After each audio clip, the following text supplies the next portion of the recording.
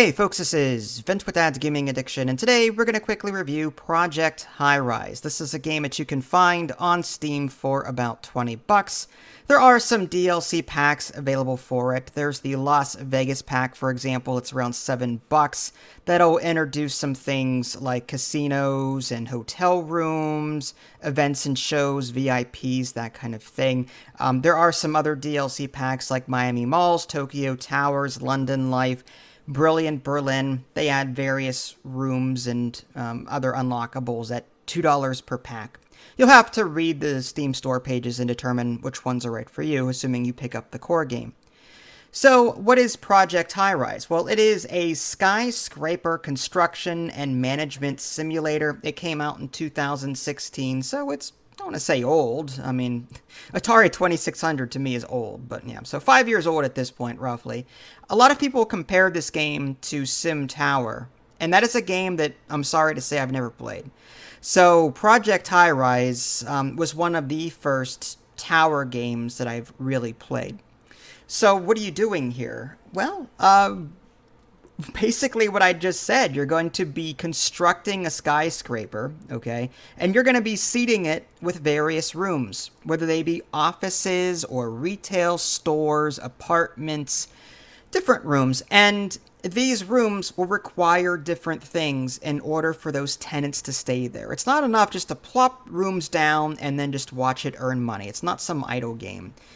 Instead, you have to pay attention to what they ask for. This room might require electricity, so you have to make sure you've got enough electricity in your sub-basement floors, and then you have to wire the wires, I guess, verb the noun, in order to connect, the wire in the room so that the room actually functions.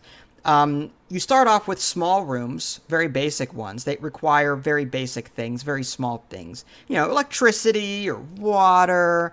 They don't demand a whole lot. This room might require a service. Ooh, they might want handyman services. Okay, fine. But the gameplay loop is this. As you build these basic rooms, you get more prestige, and with more prestige comes more advanced rooms. These advanced rooms are typically bigger, but they also are more profitable, but they also demand more things. So while this very tiny apartment that you were able to build in the beginning just wanted electricity and water or what have you, now they want electricity, water, HVAC, gas, a phone line. They also hate being around smelly things or noisy things or this. They don't like this, but they love this. So they don't want to be next to elevators. But so a lot of this game is about logistics. You're trying to find, at least toward the middle game / end game, you're trying to position these rooms in such a way to where they're happy with each other. Because if you're putting smelly restaurants next to upscale bedrooms, it's just not going to fly. Your tenants are going to be miserable there.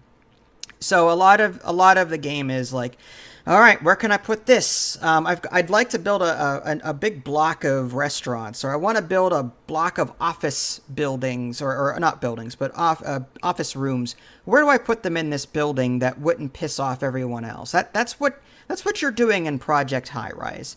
As far as the different game modes, there are scenarios that you can play, and again, a lot of these are available via DLCs, but there are some basic ones for the core game as well.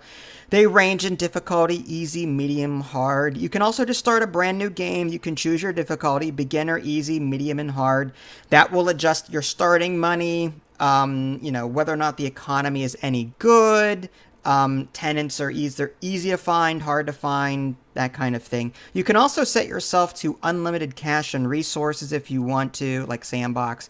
You can also show some advanced settings, like you can toggle random events on or off. You can adjust the backdrop and so on. So there are some ways to custom create your own map, which is a welcome thing. I prefer the easy mode. There is beginner, but I prefer one step up from that because I do like money management. Once you actually get in-game, you'll basically start with an empty lot, or at least a lot that may be very little filled in. And you're going to be, it's all two-dimensional. There's no 3D panning or anything like that. It's just 2D. And you're going to be placing floor pieces down. And these floor pieces are like your infrastructure to the building. Then your construction workers will start constructing these floor pieces. Now, in their place, you can start putting rooms down. Again, there are offices, there's apartments that people can rent, there's various restaurants that you can put in there, retail stores, and there's varying degrees of each of these types. So, for example, in the beginning of the game, you start with small offices, and they don't demand a whole lot.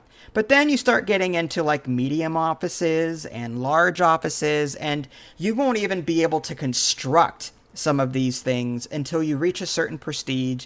If you need to have so many of these restaurant types in your building or so many of these office types in your building before you can build these other things. So there are a lot of these advanced structures, or advanced rooms, I should say, have prerequisites. So you're constantly like jumping back and forth between different types, trying to satisfy the other types, if that makes any sense.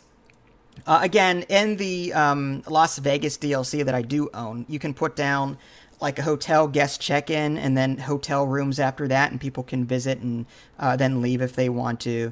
There's also amenities that you can put down, mostly into your sub-basements. Yes, not only can you build up in this game, and you can build very high, but you can also build down. The more you build up, the more expensive it gets, and the more you build down, at least infrastructure-wise, floor pieces, the more expensive it gets. But you can put down various amenities and services that some of these rooms will require. Like I was saying earlier, bottled water services might be something that a particular business wants, or office supplies, or computer and IT services. Different offices will require different things. In order to keep them happy, you have to build these things. If you don't, and the people are miserable enough, or the tenants of that office or apartment are miserable enough, they'll just leave. They'll move out, and you'll have to find someone else to take their place, which is sad. So yeah, you want to keep it. You want to keep your entire business profitable by keeping all of these people happy.